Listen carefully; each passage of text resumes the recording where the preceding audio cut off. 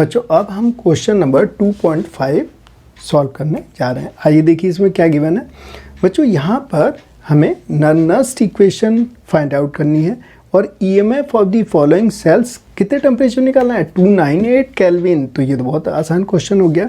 तो आइए सबसे पहले देखते हैं कि नर्नस्ट इक्वेशन है क्या।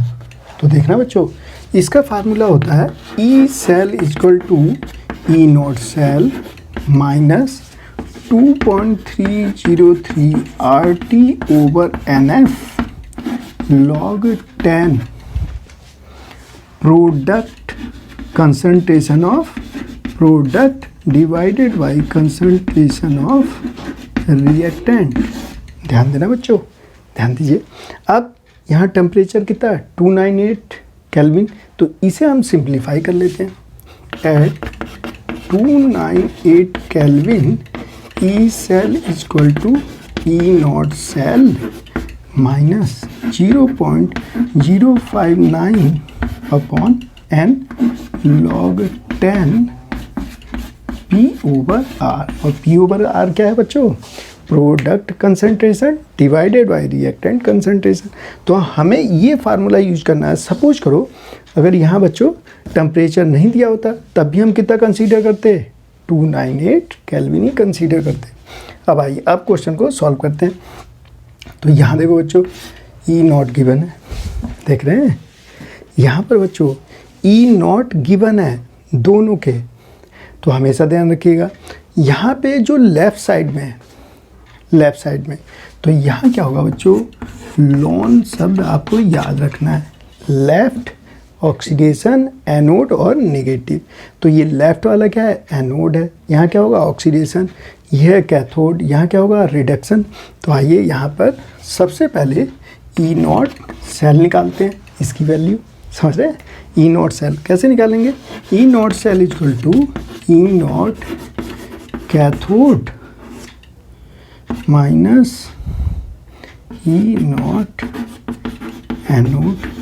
देख रहे हैं सबसे पहले कैथोड और एनोड। तो कैथोड तो हमारा इधर है, अभी मैंने बताया लेफ़्ट साइड में क्या है एनोड, समझ रहे हैं, और राइट साइड में क्या है कैथोड। इसकी वैल्यू देखिएगा, कैथोड कौन सा है अपना, कैथोड, कैथोड है ये है बच्चों कैथोड, और ये है बच्चों एनोड। समझ पा रहे हैं, लेफ्ट में क्या है एनोड और राइट में क्या है कैथोड। तो इसकी वैल्यू कितनी दी है कैथोड की, ये देखिए Cu2 प्लस Cu, ये गिवन है कितनी वैल्यू प्लस 0.34 वोल्ट। एनोड की वैल्यू, एनोड हो गया ये वाला बच्चों माइनस 2.37 वोल्ट। ऐड कर लीजिए 2.3734 ऐड करेंगे तो ये 1337 ये आ गया 2.71 वोल्ट। ठीक है, ई नॉट सेल की वैल्यू कितने आ गई बच्चों 2.71 वोल्ट, ये पता चल गया। अब क्या पता लगा है, अब पता लगाते हैं, कौन से निकालते हैं। अब देखिए ये क्या हो रहा है, ऑक्सीडेशन Mg से कहाँ जा रहा है Mg2 प्लस, बैलेंस कीजिए, यहाँ आ गया बच्चों 2 इलेक्ट्रॉन, और ये Cu2 प्लस से Cu, तो कितने इलेक्ट्रॉन 2 इलेक्ट्रॉन। तो ये देखिए N की वैल्यू कितनी आ गई 2, हमें पता चल गया। अब रिएक्शन भी कंप्लीट रिएक्शन लिख लेते हैं बच्चों। तो ये हो गया Mg प्लस Cu2 प्लस, ये आ गया Cu, ये आ गया Mg2 प्लस। अब आपका वो इलेक्ट्रॉन कहाँ गए, कैंसिल हो गए। ये आ गई हमारी कंप्लीट सेल रिएक्शन बच्चों। अब इसे सॉल्व कर देते हैं। तो क्या हमें N की वैल्यू पता चल गई, N की वैल्यू 2 आ गई। ठीक है, अब ध्यान दीजिएगा यहाँ पर क्या हुआ, E cell equal to E not cell, और इसकी वैल्यू रख देता हूँ मैं 2.71 वोल्ट माइनस 0.059 अपॉन 2। अब इसे हटा लेते हैं, N की वैल्यू 2 हो गई, ई नॉट सेल की वैल्यू मैंने रख दी लॉग 10। अब निकालते हैं प्रोडक्ट। तो अभी जो मैंने रिएक्शन लिखी थी बच्चों वो दोबारा लिख लेता हूँ मैं। ये लिखी थी मैंने Mg प्लस Cu2 प्लस,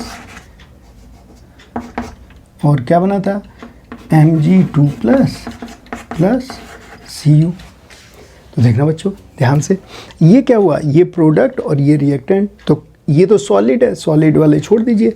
तो यहाँ क्या आ जाएगा बच्चों, Mg2 प्लस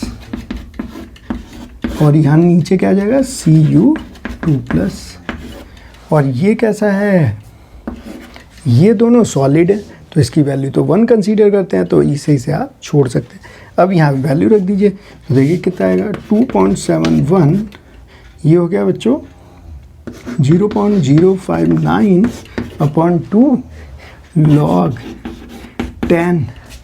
अब देखना Mg2 प्लस कंसनट्रेशन कितनी दी है, Mg2 प्लस देखिए 0.001, समझ रहे हैं, तो इसे कितना लिख लूँ 10⁻³ और ये देखना बच्चों 10⁻⁴ लिख सकता हूँ। और जब आप इसे सिंप्लीफाई करेंगे तो ये आएगा 2.71 0.059/2 log 10 और ये हो जाएगा बच्चों 10⁴ और 10⁻3। इसे नीचे लाइए, इसे ऊपर ले जाए, प्लस में जाएगा, तो यहाँ क्या बचा 10। तो जब आप इसे सिंप्लीफाई करोगे बच्चों तो ये वैल्यू कितनी आएगी 2.71 - 0.059/2 log 10, यहाँ भी 10 और log 10 की वैल्यू 1 होती है, तो ये तो हो गया 1।